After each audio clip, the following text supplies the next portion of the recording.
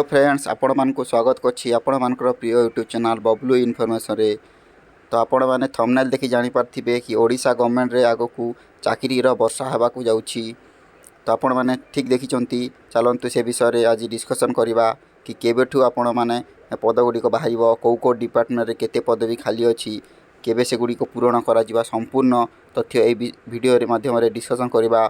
तो जो माने न्यू व्यूअर्स अछंती दयाकोरी चैनल टी सब्सक्राइब करी बेल आइकन को क्लिक कर रखु जहाँफल एमती लेटेस्ट इनफॉरमेशन पाइपर। देखिपारे एठारे आज पेपर कटटी रही मो पाखे जो लिखाही कि 2,26,559 पदपाई निजुक्ति प्रक्रिया आरंभ होगा जाऊँगी।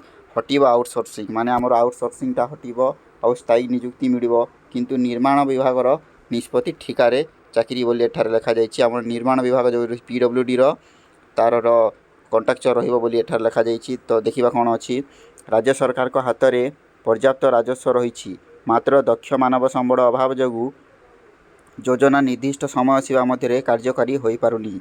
अधिकांश समय आउटसोर्सिंग संस्था जरिया विभाग गुड़ी को तरबरिया चुक्तिभित्तिक निजुक्ति देउछंती जहाकु नहीं परवर्ती समय विभिन्न समस्या उपड़ुछि।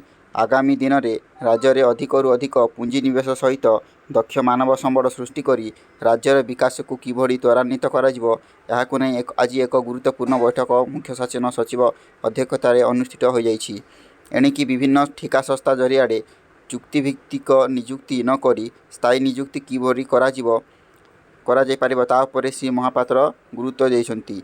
गुरुवार लोकसभा भवन एक उच्चस्तरीय समीक्षा बैठक में विभिन्न विभाग खाली पड़ी पद जेबड़ी निर्दिष्ट समय सीमा मध्य पूरण हो पारिबो ताहा उपरे मुख्य सचिव संपूर्ण निर्देश देइछंती। बैठक में अर्थ विभाग प्रमुख सचिव विशाल कुमार देवक सहित पुलिस महानिर्देशक राज्य लोकसेवा आयोग राज्य कर्मचारी प्रवचन जोग देइथिले।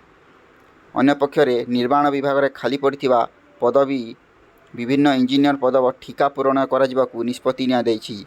विभाग पक्षर कहुଯାଇଛି जे सरकार विभिन्न इंजीनियरिंग विभाग गुड़िक द्वारा भित्तिभूमि कार्यगुड़िक अग्रगति विशेष उत्साहित न होबारु उक्त विभाग गुड़िक खाली पड़िथिबा पदगुड़िक ठिका संस्था द्वारा जरिया पूरण कराजिबो।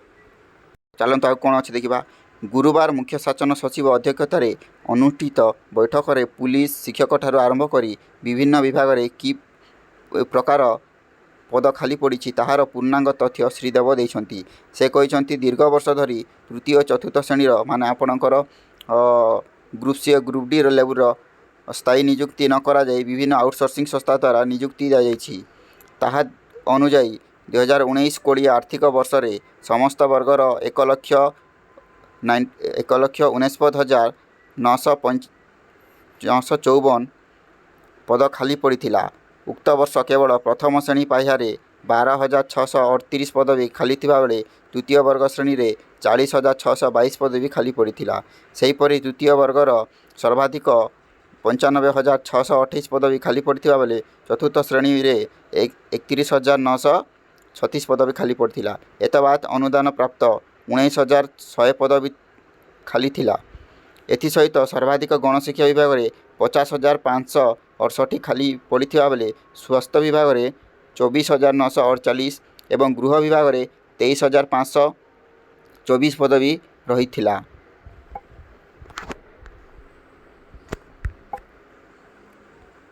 एटा रोचे आमर 2019-20 मसीहार एवं देखा 2021 मसीहार बेलू यही संख्या अधिक 20,000 बढ़ी जाइथिला। उक्त वर्ष सुधा राज्य में 2,18,342 पद भी खाली पड़ीथिला।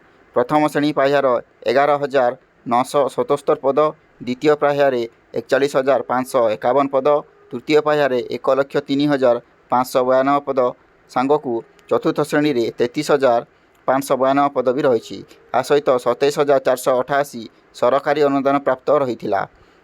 एसहित सर्वाधिक 55,868 गणशिक्षा विभाग खाली पड़ता बेले स्वास्थ्य विभाग में 30,599 और गृह विभाग में 27,848 एवं उच्च शिक्षा विभाग में 16,775 पद रही। चलित वर्ष मार्च सुधा अर्थात 2021-22 सुधा खाली पद संख्या 2,26,559 ଛୁଇଁଛି। ଏଥିରେ ପ୍ରଥମ ଶ୍ରେଣୀ ପାହ୍ୟାରେ ଆମର 11,336 ପଦ ରହିଥିବା ବେଳେ 44,900 ଏତିକି ପଦ ରହିଛି। ସେହିପରି ଦେଖିପାରୁଥିବେ ଏଠାରେ ବହୁତ ଗୁଡ଼ାଏ ପଦ ଆମର ବିଭିନ୍ନ ଡିପାର୍ଟମେଣ୍ଟର ଖାଲି ପଡ଼ିଛି। ସର୍ବାଧିକ ପଦ ବି ଆମର ରହୁଛି ସର୍ବାଧିକ ଗଣଶିକ୍ଷା ବିଭାଗ ମାନେ ଆପଣଙ୍କର ଶିକ୍ଷକରେ ବହୁତ ଭେକେନ୍ସି ଅଛି। ତାପରେ ହେଉଛି ସ୍ୱାସ୍ଥ୍ୟ ବିଭାଗ, ତାପରେ ଗୃହ ବିଭାଗରେ ଆପଣଙ୍କର ବହୁତ ଭେକେନ୍ସି ରହୁଛି। ତ এই ଭେକେନ୍ସି ଗୁଡ଼ାକ କେବେ ଆସିବ ଚାଲନ୍ତୁ ସେ ବିଷୟରେ ଡିସ୍କସନ୍ କରିବା। ଭେକେନ୍ସି ଗୁଡ଼ାକ କେବେ ଆସିବ ମୁଁ କହି ରଖୁଛି। ଯେମିତି ଆମର ARI ଅମିଟି ଆମର ପଞ୍ଚାୟତ ଇଲେକ୍ସନ୍ ପୂର୍ବରୁ ଆସିଥିଲା। ଏଗୁଡ଼ିକ ମଧ୍ୟ ଆମର 2023 ଲାଷ୍ଟ ଓ 24ରେ ଆମର MPML ଇଲେକ୍ସନ୍ ଅଛି। ତ ଏଗୁଡ଼ିକ ନିଶ୍ଚିତ ସେ ମଧ୍ୟରେ ବାହାରିଯିବ। ମାନେ ଆପଣଙ୍କର 2023-24ରେ ହ୍ୟୁଜ୍ ଆମାଉଣ୍ଟର ଭେକେନ୍ସି ପୂରଣ ହେବାକୁ ଯାଉଛି।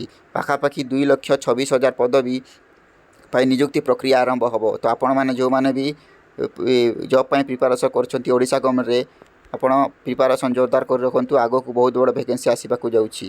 ତ ଯେଉଁମାନେ ନ୍ୟୁ ଭିଉୟର୍ସ ଅଛନ୍ତି ଦୟାକରି ଚ୍ୟାନେଲଟିକୁ ସବସ୍କ୍ରାଇବ୍ କରି ବେଲ୍ ଆଇକନ୍ଟିକୁ କ୍ଲିକ୍ କରି ରଖନ୍ତୁ ଓ ଏମିତି ଲେଟେଷ୍ଟ ଇନଫର୍ମେସନ୍ ପାଇବା ପାଇଁ ଆମ ଚ୍ୟାନେଲ ସହିତ ଯୋଡ଼ି ରହନ୍ତୁ।